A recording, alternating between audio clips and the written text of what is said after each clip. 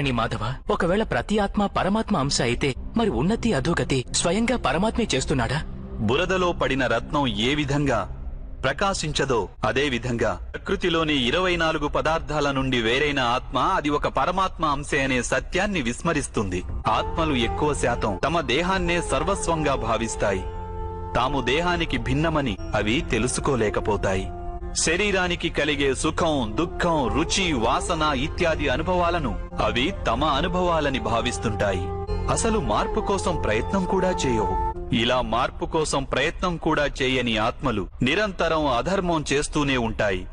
వాటిని జాగృతం చేసేందుకు దండన విధించడం అనివార్యం. నీవు ఇది తెలుసుకో పార్థ, నీవు శరీరానివి కాదు, కేవలం ఒక ఆత్మవు. ఈ రణభూమిలో కనిపిస్తున్న ప్రతి ఒక్క యోధుడు వాస్తవానికి నీవు అనుకుంటున్నవారు కాదు. కొంతకాలం పాటు వీరందరూ ఈ శరీరాలలో వాసం చేస్తున్నవారు. వీరి శరీరాలు మరణిస్తాయి, కానీ వీరందరూ అమరులు. వీరు మళ్లీ నూతన శరీరాలను ధరిస్తారు. తాము ఆత్మస్వరూపులమని తెలుసుకునే వరకు, తమ అధర్మాన్ని త్యజించి ధర్మ మార్గానికి వచ్చే వరకు వీరందరూ ఇలా జన్మిస్తుంటారు, అలాగే మరణిస్తుంటారు. ఇదే బ్రహ్మ విద్య బోధించే ప్రథమ పాఠం పార్థ. జన్మించిన వారికి మరణం అనివార్యం. అలాగే మరణించిన వారు అవశ్యం మళ్లీ జన్మిస్తారు.